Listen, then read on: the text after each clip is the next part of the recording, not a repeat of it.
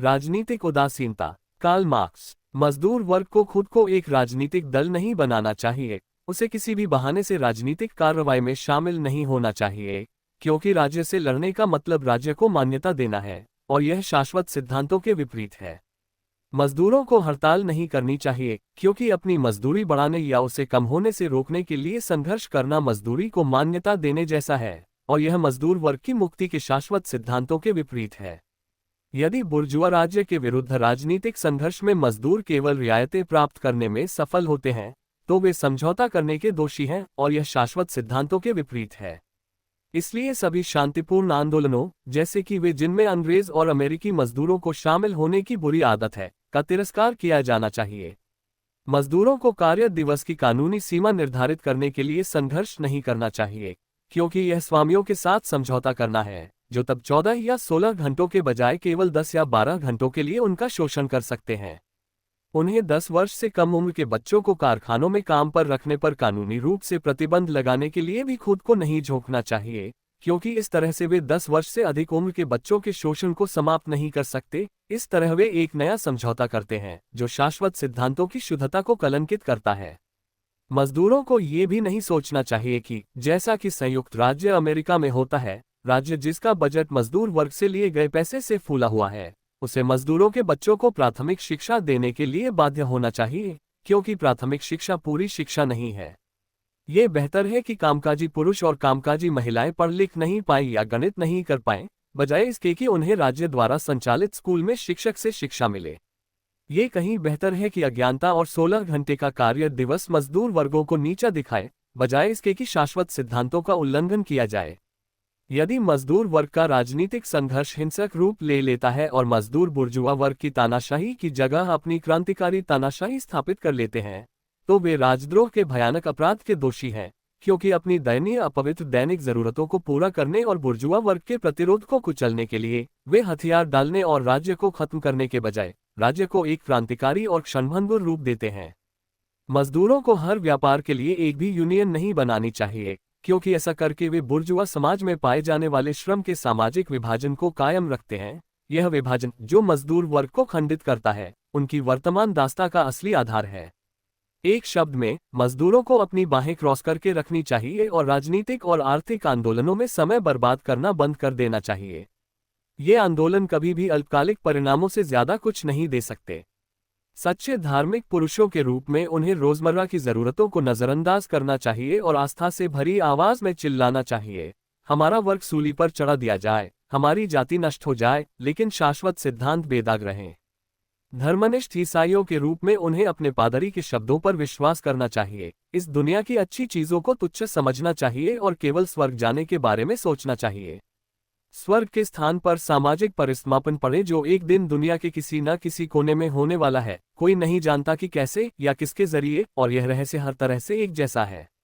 इसलिए इस प्रसिद्ध सामाजिक परिसमापन की प्रत्याशा में श्रमिक वर्ग को सम्मानजनक तरीके से व्यवहार करना चाहिए, जैसे कि अच्छी तरह से खिलाए गए भेड़ों का झुंड। इससे सरकार से शांति से दूर रहना चाहिए, पुलिस से डरना चाहिए, कानून का सम्मान करना चाहिए और खुद को तोप के चारे के रूप में बिना शिकायत के पेश करना चाहिए।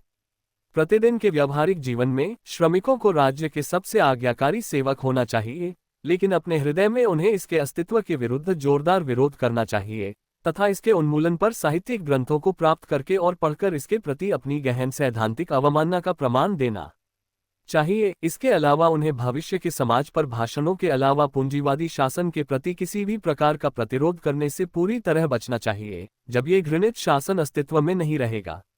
इस बात से इनकार नहीं किया जा सकता कि अगर राजनीतिक उदासीनता के प्रचारक इतनी स्पष्टता से अपनी बात कहें, तो मजदूर वर्ग उनकी उपेक्षा करेगा और इन सिद्धांतवादी बुर्जुआ और विस्थापित सज्जनों द्वारा अपमानित किए जाने पर नाराज होगा, जो इतने मूर्ख या इतने भोले हैं कि मजदूर वर्ग को संघर्ष के किसी भी वास्तविक साधन से वंचित करने का प्रयास करते हैं। क्योंकि लड़ने के लिए सभी हथियार समाज से ही लिए जाने चाहिए, जैसा कि वह है, और इस संघर्ष की घातक स्थितियों का दुर्भाग्य यह है कि वे उन आदर्शवादी कल्पनाओं के अनुकूल आसानी से नहीं ढल पाती, जिन्हें समाज विज्ञान के इन डॉक्टरों ने स्वतंत्रता, स्वायत्तता, अराजकता के नाम पर देवताओं के रूप में प्रतिष्ठित किया है। हालांकि मजदूर वर्ग का आंदोलन आज इतना शक्तिशाली है कि ये परोपकारी संप्रदायवादी आर्थिक संघर्ष के लिए उन महान सत्यों को दोहराने की हिम्मत नहीं करते जिन्हें वे राजनीतिक संघर्ष के विषय पर लगातार घोषित करते थे। वे बस इतने काया हैं कि उन्हें अब हड़तालों, गठबंधनों, एकल शिल्प संघों, महिलाओं और बच्चों के श्रम पर कानूनों, कार्य दिवस की सीमा आदि पर लागू नहीं करते। अब आइए देखें कि क्या उन्हें अब भी अच्छी पुरानी परंपराओं, विनम्रता, सद्भावना और शाश्वत सिद्धांतों की ओर वापस लाया जा सकता है। पहले समाजवादी फूरियर, ओवन, सेंट साइमन आदि चुन की सामाजिक परिस्थितियां इतनी विकसित नहीं थी कि मजदूर वर्ग खुद को एक उग्रवादी वर्ग के रूप में स्थापित कर सके, इसलिए उन्हें भविष्य के आदर्श समाज के बारे में सपने देखने तक ही सीमित रहना पड़ा और इस तरह वे मजदूरों द्वारा अपनी स्थिति सुधारने के लिए शुरू किए गए सभी प्रयासों जैसे हड़ताल, गठबंधन या राजनीतिक आंदोलनों की निंदा करने लगे। लेकिन जब तक हम समाजवाद के इन पूर्वजों को अस्वीकार नहीं कर सकते, जैसे कि रसायनज्ञ अपने पूर्वजों किमियागरों को अस्वीकार नहीं कर सकते, हमें कम से कम उनकी गलतियों में पड़ने से बचना चाहिए, जो अगर हम करते हैं तो अक्षम्य होंगी। हालांकि बाद में 1839 में जब इंग्लैंड में मजदूर वर्ग के राजनीतिक और आर्थिक संघर्ष ने काफी स्पष्ट चरित्र ग्रहण कर लिया था, वे, जो ओवन के शिष्यों में से एक थे और उन अनेक लोगों में से एक थे जिन्होंने प्रूदो से बहुत पहले पारस्परिकता के विचार को समझा था, ने labours wrongs and labours remedy नामक पुस्तक प्रकाशित की। वर्तमान संघर्ष द्वारा लक्षित सभी उपायों की अप्रभावशीलता पर अपने अध्याय में वे अंग्रेजी मजदूर वर्ग की सभी गतिविधियों, चाहे वे राजनीतिक हो या आर्थिक, की एक क्रूर आलोचना करते हैं। राजनीतिक आंदोलन, हड़तालों, कार्य दिवस की सीमा, कारखानों में महिलाओं और बच्चों के काम पर प्रतिबंध की निंदा करते हैं, क्योंकि ये सब, या ऐसा उनका दावा है, हमें समाज की वर्तमान स्थिति से बाहर निकालने के बजाय हमें वहीं रखते हैं और विरोधों को और अधिक तीव्र बनाने के अलावा कुछ नहीं करते हैं। ये हमें सामाजिक विज्ञान के इन डॉक्टरों एम. प्राउडहोन के वाणी के पास लाता है, जबकि गुरु के पास खुद को सभी आर्थिक गतिविधियों, गठबंधन, हड़ताल आदि के खिलाफ जोरदार तरीके से घोषित करने का साहस था, जो उनके पारस्परिकता के मुक्तिदायी सिद्धांतों का खंडन करते थे। उसी समय अपने लेखन और व्यक्तिगत भागीदारी के माध्यम से उन्होंने मजदूर वर्ग के आंदोलन को प्रोत्साहित किया और उनके शिष्यों ने खुद को इसके खिलाफ खुले तौर पर घोषित करने की हिम्मत नहीं की। 1847 की शुरुआत में जब गुरु की महान कृति आर्थिक विरोधाभासों की प्रणाली अभी अभी सामने आई थी, मैंने मजदूर वर्ग के आंदोलन के खिलाफ उनके कुतर्कों का खंडन किया। फिर भी 1864 में ओलिवियर समझौते के बाद, जिसमें फ्रांसीसी श्रमिकों को बहुत ही प्रतिबंधात्मक तरीके से संयोजन का एक निश्चित अधिकार प्रदान किया गया था, प्रूदो ने अपनी मृत्यु के कुछ दिनों बाद प्रकाशित पुस्तक the political capacities of the working classes में कार्यभार पुनः संभाला। मास्टर की आलोचनाएं पूंजीपतियों को इतनी पसंद आईं कि 1866 में लंदन में दर्जियों की बड़ी हड़ताल के अवसर पर द टाइम्स ने प्रूदो को उनका अनुवाद करने और मास्टर के शब्दों में ही हड़ताल की निंदा करने का सम्मान दिया। यहाँ कुछ अंश दिए गए हैं। रिव डी गियर के खनिक हड़ताल पर चले गए, उन्हें वापस समझाने के लिए सैनिकों को बुलाया गया।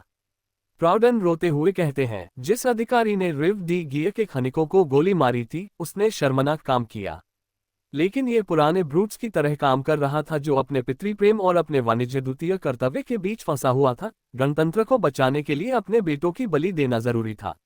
ब्रूट्स ने संकोच नहीं किया और आने वाली पीढ़ियां उसकी निंदा करने की हिम्मत नहीं कर सकी। सर्वहारा वर्ग की स्मृति में ऐसा कोई बुर्जुआ नहीं है जो अपने हितों की रक्षा के लिए अपने कार्यकर्ताओं की बलि देने में हिचकिचाया हो। तो फिर बुर्जुआ वर्ग कितना क्रूर होगा? ठीक है, नहीं, संयोजन का कोई अधिकार नहीं है, जैसे कि धोखाधड़ी या चोरी या अनाचार या व्यभिचार करने का कोई अधिकार नहीं है। हालांकि ये स्पष्ट है कि मूर्खता का अधिकार भी मौजूद है। तो फिर वे शाश्वत सिद्धांत क्या हैं, जिनके नाम पर गुरु अपने रहस्यमय अभिशापों का विस्फोट करते हैं? पहला शाश्वत सिद्धांत, मजदूरी दरें वस्तुओं की कीमत निर्धारित करती हैं। यहाँ तक कि जिन लोगों को राजनीतिक अर्थशास्त्र का कोई ज्ञान नहीं है और जो इस बात से अनभिज्ञ हैं कि महान बुर्जुआ अर्थशास्त्री रिकार्डो ने 1817 में प्रकाशित अपनी पुस्तक राजनीतिक अर्थव्यवस्था के सिद्धांतों में इस दीर्घकालिक त्रुटि का हमेशा के लिए खंडन कर दिया है, वे भी इस उल्लेखनीय तथ्य से परिचित हैं कि ब्रिटिश उद्योग अपने उत्पादों को किसी भी अन्य राष्ट्र की तुलना में बहुत कम कीमत पर बेच सकता है, हालांकि इंग्लैंड में मजदूरी किसी भी अन्य यूरोपीय देश की तुलना में अपेक्षाकृत अधिक है। दूसरा शाश्वत सिद्धांत, जो कानून संयोजनों को अधिकृत करता है, वह अत्यधिक न्याय विरोधी, आर्थिक विरोधी और किसी भी समाज और व्यवस्था के विपरीत है। एक शब्द में कहें तो स्वतंत्र प्रतिस्पर्धा के आर्थिक अधिकार के विपरीत। अगर मालिक थोड़ा कम अंधराष्ट्रवादी होता तो शायद वह खुद से पूछता कि 40 साल पहले इंग्लैंड में एक ऐसा कानून कैसे लागू हुआ जो मुक्त प्रतिस्पर्धा के आर्थिक अधिकारों के विपरीत था, और जैसे जैसे उद्योग विकसित हो रहा है और उसके साथ साथ मुक्त प्रतिस्पर्धा भी, ये कानून जो किसी भी समाज और व्यवस्था के विपरीत है खुद को बुर्जुआ राज्यों के लिए भी एक आवश्यकता के रूप में लागू करता है। शायद वही ये पता लगा सकता था कि यह अधिकार बड़े अक्षर आर के साथ केवल बुर्जुआ राजनीतिक अर्थव्यवस्था के ब्रदर्स इग्नोरामस द्वारा लिखे गए आर्थिक मैनुअल में मौजूद है, जिसमें मैनुअल में इस तरह के मोती समाहित हैं। संपत्ति श्रम का फल है, श्रम का वे दूसरों का जोड़ना भूल जाते हैं।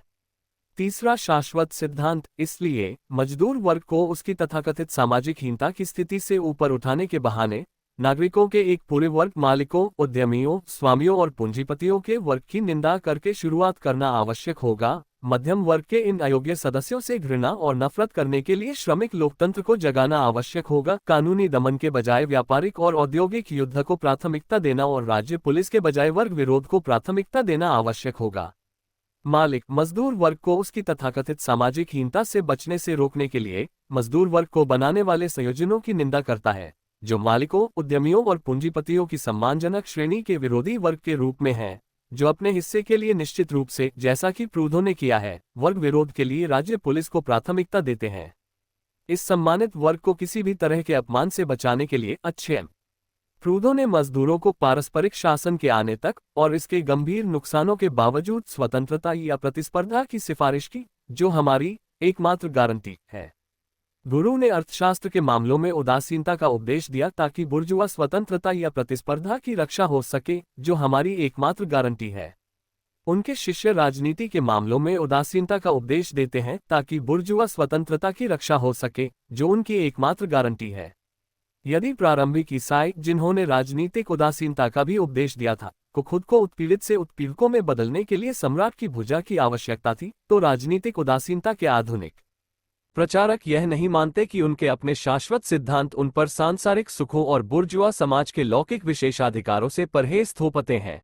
हालांकि हमें ये पहचानना चाहिए कि वे कारखानों में काम करने वाले मजदूरों पर बोझ डालने वाले उन 14 या 16 घंटों का समर्थन करते हुए प्रारंभिक ईसाई शहीदों के योग्य संयम प्रदर्शित करते हैं।